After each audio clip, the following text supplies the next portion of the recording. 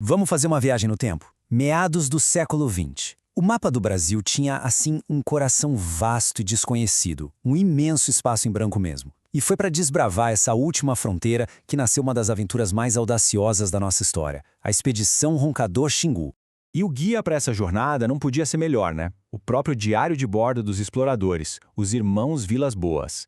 A gente vai enxergar essa história não como um fato distante lá no livro, mas pelos olhos de quem esteve lá, de quem sentiu o calor, o medo e, claro, a admiração. O prefácio do livro já nos faz um convite bem direto. A gente pode participar da aventura, só que sem os perigos, sem os desconfortos todos. E é exatamente isso que a gente vai fazer. Vamos mergulhar nesse mundo selvagem, mas com a segurança de quem observa de longe. Tudo pronto? Então vamos lá!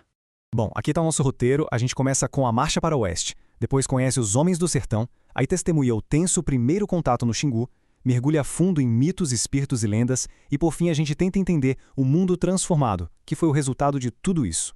Então, para começar, o cenário. É preciso imaginar o mapa do Brasil lá na década de 40. O litoral todo conhecido, claro, mas e o centro? Uma mancha branca gigantesca, um vazio. A marcha para o oeste foi basicamente o projeto audacioso de colorir esse mapa, de integrar esse Brasilzão desconhecido ao resto do país. É impressionante pensar nisso, né? Uma conversa sobre geopolítica no meio da Segunda Guerra Mundial acende a primeira faísca. Poucos anos depois, essa faísca já virou uma expedição colossal, bancada pelo Estado. Uma linha que era só imaginária, traçada num mapa, foi se tornando real ao longo das décadas, virando estradas, cidades e uma realidade completamente nova para o centro do Brasil.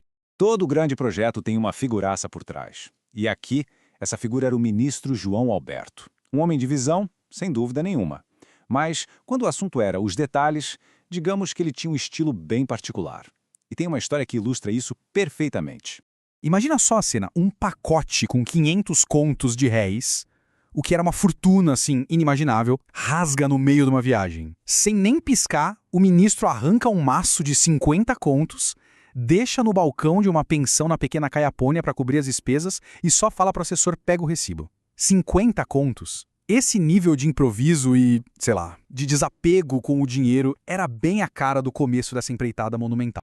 Mas quem realmente abria a picada na mata não eram os ministros lá de Brasília. A força bruta, a alma mesmo da expedição, vinha dos sertanejos. Eram homens forjados no sol, na poeira, recrutados em garimpos, gente que entendia a linguagem da fronteira. E, para a gente ter uma ideia exata de quem eram esses homens, nada melhor do que a história de um deles, uma figura que virou praticamente uma lenda, Anésio. Só que ninguém o conhecia por Anésio. Para todo mundo ele era o Boca Rica. E o apelido por si só já diz quase tudo, né? Esses homens viviam por um código muito próprio. Para o mundo civilizado, eram os sem lei, mas entre eles a honra era tudo. Um orgulho tão grande que não permitia um homem carregar água ou pegar numa vassoura. Eram movidos por superstições antigas e à noite, ao redor da fogueira, a alma deles transbordava em modas, aquelas canções tristes e longas. Eram, em essência, a própria fronteira em carne e osso. A lenda do Boca Rica começou com um sonho de menino. Anésio, ainda moleque, viu um forasteiro sorrir e ficou hipnotizado por aquela boca cheia de ouro. Aquilo virou uma obsessão. A vida deu umas voltas, ele teve que fugir de casa, foi parar no garimpo e um dia, a sorte grande, encontrou um veio de ouro riquíssimo. O que ele fez com a grana? Não comprou terra, nem gado, foi direto num dentista prático e mandou encapar cada um dos dentes com ouro puro. Aquele sonho de menino, extravagante, audacioso, virou realidade. Essa era a fibra desses homens. Agora, a história muda de tom.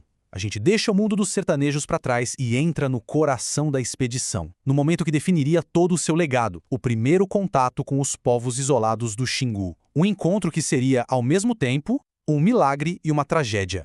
É importante entender uma coisa. A expedição não chegou num paraíso pacífico. A região do Alto Xingu vivia sob a sombra dos Ticão, um povo guerreiro que atacava os vizinhos sem parar. Aldeias inteiras eram queimadas, crianças raptadas, chefes deixados para morrer. A violência era tão constante que a chegada dos Vilas Boas não era só uma questão de exploração. Virou uma missão de paz quase impossível. E aí a gente chega no tamanho do desafio, né? Como é que se aproxima pacificamente de um povo do qual as únicas duas palavras conhecidas são Itoyoto e Icarama? Detalhe, eram os gritos que eles davam antes de atirar uma flecha. Como é que se transforma um grito de guerra num diálogo? A missão parecia simplesmente impossível. E olha, nada simboliza melhor o abismo entre esses dois mundos do que a chegada do Vermelhinho, o pequeno avião da expedição. Para os homens do Xingu, que viviam em total harmonia com a floresta, ver aquele pássaro de metal barulhento descer do céu não foi só uma surpresa. Foi como se o próprio céu estivesse se rasgando, trazendo algo de outra realidade, de outro planeta. Os relatos contam que, em meio àquela curiosidade toda, um guerreiro chicão ficou mais afastado, só observando. E os Vilas Boas se perguntaram: o que será que passava na cabeça daquele homem? Será que, enquanto todo mundo via a novidade, ele era o único que enxergava o futuro? O único que sentia o perigo imenso que aquela chegada representava para o mundo deles, para sempre? Mas esse encontro não foi só de corpos, de tecnologias.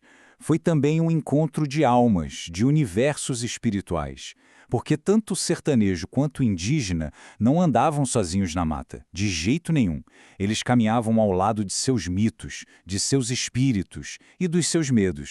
E o contraste aqui é fascinante. De um lado, o sertanejo, com seu medo do pé de garrafa, uma criatura de pesadelo que caçava homens na escuridão. Do outro, os Kayabi, com uma cosmologia super sofisticada. Para eles, o mundo era duplo, sabe? Com um universo paralelo povoado pelos espíritos mamaés, seres ancestrais que os pajés podiam contatar e influenciar. Dois mundos mágicos completamente diferentes se encontrando ali, na mesma floresta. E às vezes, a linha entre o mito e a realidade, bom, ela simplesmente desaparece. Como na história daquele ancião, Kalapaló, que contou ter visto a divindade Mai Votsinen. Ele não a descreveu como uma pessoa, mas como um círculo de luz ofuscante no meio da mata. A experiência foi tão avassaladora, tão poderosa, que 2 dias depois ele morreu. O que ele viu? É nessa fronteira entre o sagrado e o inexplicável que essas histórias vivem. E toda essa aventura, essa epopeia de desbravamento nos leva a um capítulo final que é mais complexo, mais sombrio. Porque depois da descoberta vem a consequência. O legado da expedição é uma história de transformação profunda e que nem sempre foi para melhor. Foi uma colisão inevitável e cheia de paradoxos. A intenção era proteger, mas a simples presença trouxe a doença. A ideia era integrar, mas o resultado foi um choque cultural devastador. E a pergunta que parecia simples, de quem é essa terra, se tornou a mais complicada de todas. Uma ferida que, convenhamos, continua aberta. E para entender o tamanho da mudança que os Vilas Boas tentaram fazer, o livro nos lembra de práticas antigas como os descimentos. Era uma tática brutal. Forçar os povos indígenas a saírem das cabeceiras dos rios, onde estavam mais protegidos, para as margens, onde eram facilmente dominados. A expedição, com todos os problemas, tentou romper com essa longa história de violência. Às vezes a transformação mais profunda vem nas coisas pequenas. Os Vilas Boas notaram isso de uma forma poética e muito triste. Eles escreveram: o rádio a pilha trouxe o baile. E com a chegada do baile, a catira, a dança tradicional do sertanejo, simplesmente sumiu. Não precisou de lei nem proibição. Só uma caixinha de plástico com música de fora foi suficiente para silenciar uma cultura. No fim das contas, a história da Expedição Roncador Xingu é a história de um encontro impossível. Uma história de heróis e de vítimas, de descobertas e de perdas que não tem volta. E ela nos deixa com uma pergunta que ecoa até hoje, em toda a fronteira que se cruza. Quando o mundo descobre outro, será que é possível um aperto de mãos entre iguais? Ou o toque de um inevitavelmente acaba por apagar o outro? A reflexão fica. Obrigado pela companhia nesta jornada.